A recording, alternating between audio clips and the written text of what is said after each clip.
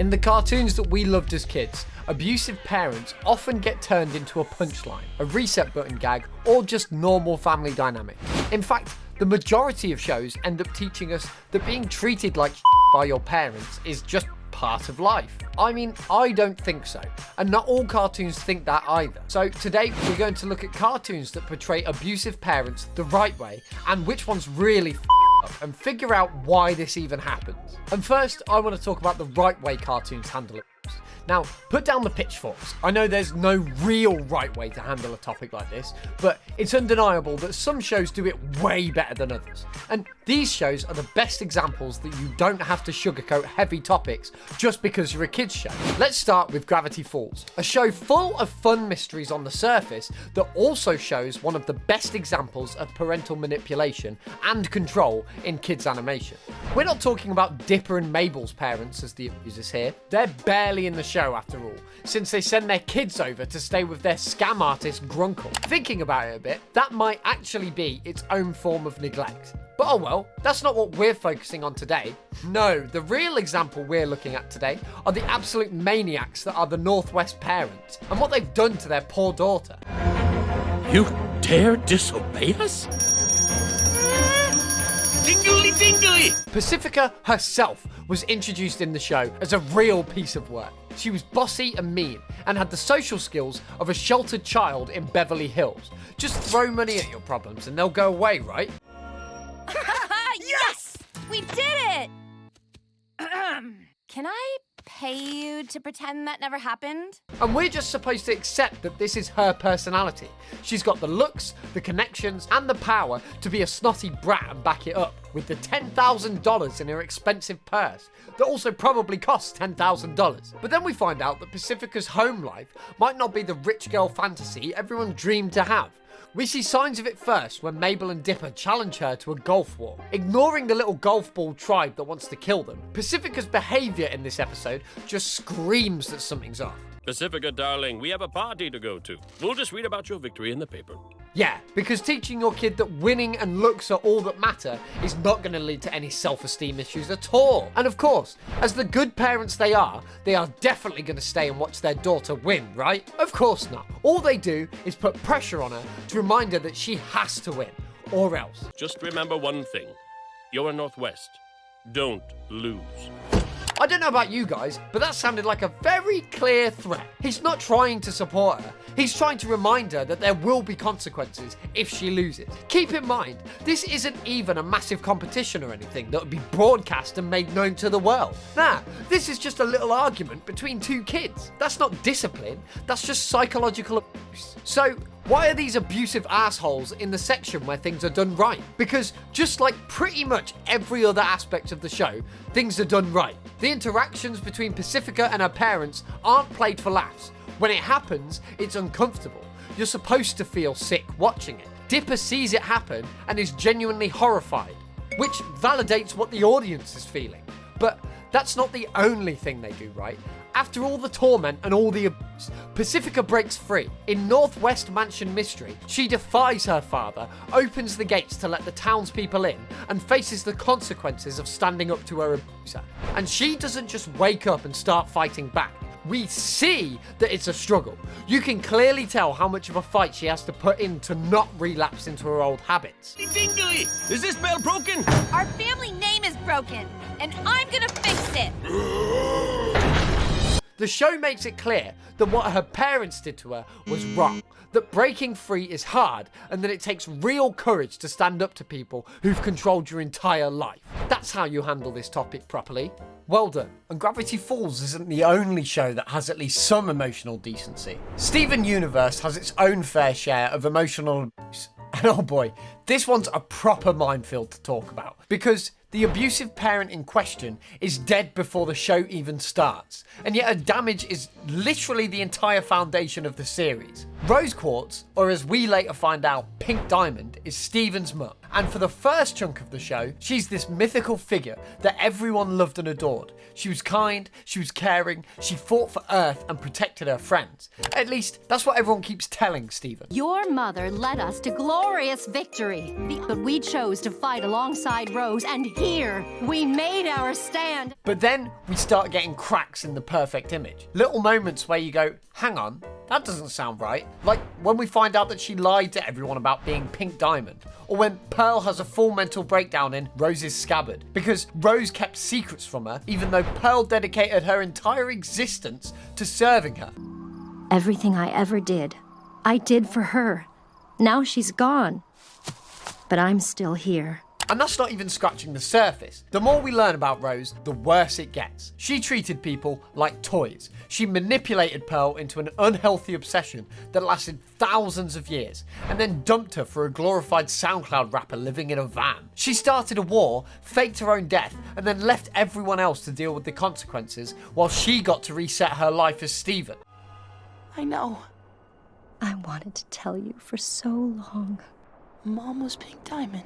I should have probably put a spoiler warning there, but I'm sure most of you have watched the show, and if you have, then you remember another episode titled Storm in the Room, where Steven finally has enough and confronts a manifestation of his mum, screaming at her about all the problems she'd left for him to fix. And you know what? He is completely right to be angry. Rose wasn't physically abusive. I mean, it's hard to do that when you're dead after all.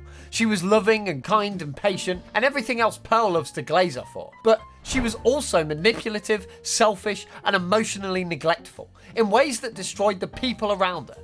And the brilliant thing about Steven Universe is that it doesn't let this slide. The show makes it very clear that what Rose did was wrong, even if she had good intentions buried somewhere in there. Pearl spends the entire series learning to value herself beyond her relationship with Rose, because after figuring out that your favourite person in the world might be a piece of shit, it's hard to build an identity beyond that. The show also doesn't shy away from showing how trauma affects people differently. Garnet was betrayed by Rose's lies, but processes it by focusing on the future. Amethyst feels abandoned and inadequate. Pearl becomes obsessive and self-destructive, and Steven inherits all of this trauma without having done anything wrong. And he has to learn that he's not responsible for his mother's mistakes. He went from a kid that eats cat biscuits to summon magic shields, to a teenager with trauma that makes him glow pink. And yet, even with all of that, we still see him grow into a person that we can be proud of, and most importantly, he can be proud of. Well, not all the time, anyway. I haven't learned a thing from my problems. You'd think of me as some angel, but I'm not that kid anymore. I'm a monster.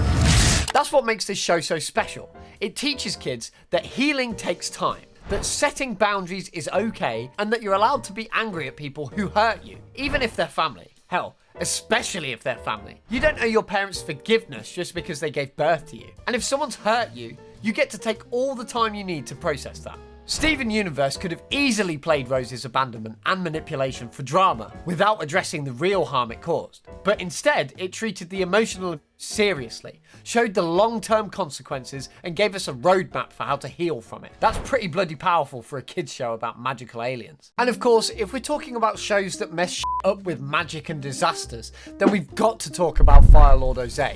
It'd be a sin to ever talk about abusive cartoon parents and not bring them up at least once.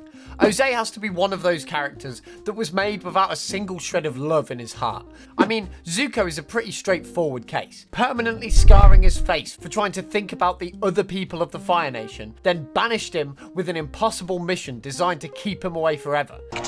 And suffering will be your teacher. I looked away.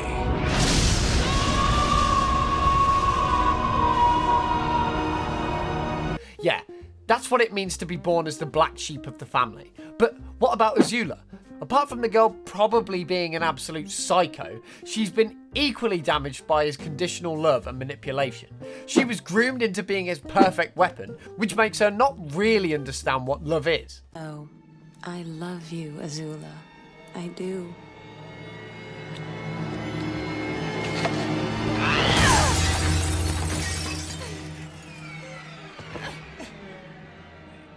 After growing up with that kind of a man as your father, you're left with chasing after nothing but fear. It's no wonder the girl breaks down at the end of the series. I'm surprised she even lasted that long.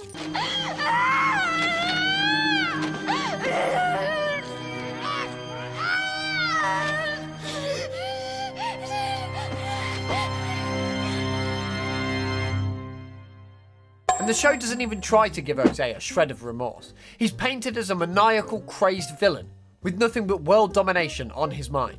There's no understanding or backstory to him. He's just a power-hungry bastard that sees everyone in his life as a stepping stone to greatness. And unfortunately, his kids just have to be part of that. Now that we've seen how to do it right, let's talk about the shows that royally screwed it up. These are cartoons that normalise abuse, play it for laughs, and teach kids that being treated like rubbish by your parents is just part of life. And I can't even go 5 minutes into this section without talking about the poster children for being absolute f***wads as parents. Family Guy is a show that doesn't take itself or anyone seriously, and although it's funny sometimes, it's really not a majority of the time. Peter and Lois are actual scum that I would hate to live within 500 meters of, and of course it shows in how they treat their own kids. Meg is the designated family punching bag. Her father repeatedly tells her he doesn't love her. Her mother encourages the family to mock her, and when she finally stands up for herself in Seahorse Seashell Party, the family falls apart. Will you stop that? That is so annoying. Oh, that was annoying? What about your stupid, obnoxious humming? Meg, don't talk to your father like that. Yeah, shut up, Meg. No, you shut up, Chris. I am sick of all you guys ganging up on me. You guys all think you're so much better than me. Oh, Meg, that is the least fancy thing I have ever heard. So, what's the family dumpster forced to do? Apologise for being an actual, sensible, reasonable person and accept her role as the family's emotional toilet so they don't destroy each other. The show literally frames her abuse as necessary for family harmony. You're right. It's all my fault. What? Mom, you're an amazing mother. And all the things I said about you were out of anger and I didn't mean any of them. Chris, you're an outstanding brother. Family Guy treats Meg's suffering as a punchline. We're supposed to laugh when Peter forgets her at the store, when Lois tells her she's too ugly to be loved, when Chris joins in mocking her. The cruelty is a joke, and that's f***ing dangerous, because somewhere there's a kid watching this who's the Meg of their family, and the show is teaching them that this is normal, and that they deserve it. That their job is to absorb everyone else's dysfunction so the family doesn't implode. And just because Meg takes a brunt of the damage doesn't mean the others don't get their fair share of it either. Chris clearly hates the family, and Stewie has wanted to kill his mum since the day he was born. It's a madhouse, and they don't even give a damn about it. It's not hard to see that these guys absolutely despise each other, and yet we're just supposed to laugh at that. Yeah, no f*** that. Or how about Timmy in The Fairly Odd Parents? The entire premise of the show is that Timmy's parents are such twats that the universe decides to give him fairy godparents because he's literally one of the most miserable kids on earth. My favourite scene in the whole show has to be the time when the Turner parents are put on TV because they're such bad parents that they can literally be sniffed out. His parents constantly leave him with Vicky, an obviously evil babysitter who torments him. They forget about him so many times, I think they don't remember they have a son sometimes. And the few times they do remember him, it's just to remind him how much they don't want to be around him. Hey, short stuff! Guess what? We're going to the movies! All right. Not we're, as in all of us. We're, as in your mom and I. What? You're not old enough for this movie, and we're not taking you! Ain't pronouns a kick? And even though we all know how much these guys absolutely suck, the show treats this as the default, and sometimes we even get gaslighted into thinking that these two actually love their son. They may love him in their minds, but they sure as hell don't do a good job of showing it. Oh, Timmy! Oh no, it's Timmy's dad's eye! I'm respecting your privacy by knocking, but asserting my authority as your father by coming in anyway! And even when the episodes do acknowledge how terrible Timmy's parents are, everything resets by the next episode. This is something I'd like to call the sitcom problem, and Fairly Odd Parents suffers it worse than most, because no matter how much character development and even world-changing events happen in Timmy's life, everything's got to be reset so we can go back to the status quo by the next episode. The Fairly Odd Parents had the perfect setup to talk about what neglect does to kids, but instead, it just shrugs and plays it all for laughs. The show's concept is great, but for a story about a boy that's made so miserable by his parents that a world of magical beings have to step in, they do a terrible job of really showing how badly his parents affect his life. Where did you come from? Anyway, this one might be kind of cheating since Rick and Morty is an Adult Swim cartoon, so it doesn't really apply to kids, but I mean, we just have to take a second to talk about it. Rick is textbook emotionally abusive. After losing his wife and becoming the drunk mad genius we all know and love, well, he's not exactly dedicated to being a stand-up dad or a good role model. He drags his grandkid, Morty, into life-threatening situations, all while belittling him and having just enough alcohol in his system to be consistently drunk. Holy cow, Rick! I didn't know hanging out with you was making me smarter. Full disclosure, Morty, it's not. Ignoring the red flags of the fact that Rick is like this in every universe, it also doesn't make things easier for his daughter, Beth. In The ABCs of Beth, we directly confront Beth's toxic parenting and how it stems from Rick's influence. You can't really do things differently if that's all that you know, after all. Oh yeah, this place is the safest. Best dad ever. Can't you just say, I admit it, I screwed up? Okay, Beth, I'm sorry. You think you deserve an apology.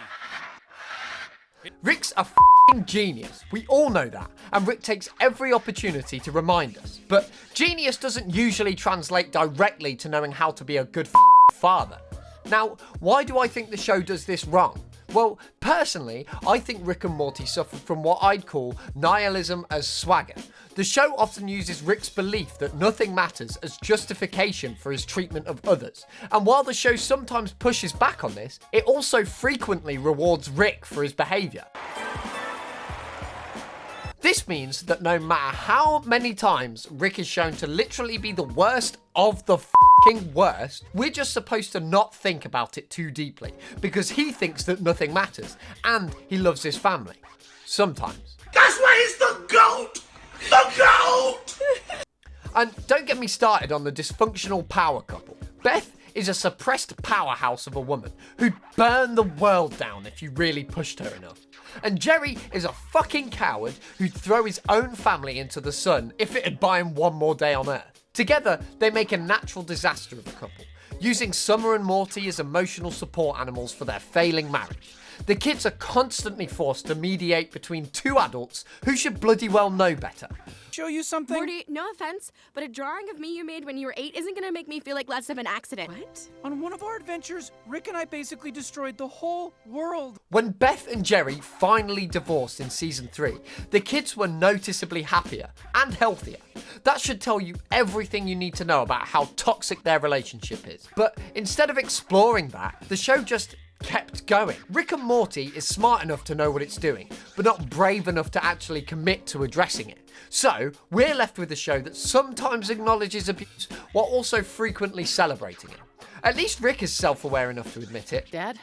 I feel like I've spent my life pretending you're a great guy and trying to be like you. All of this is genuinely harmful, because the kids watching definitely notice. Honestly, this just proves what I've been saying for ages.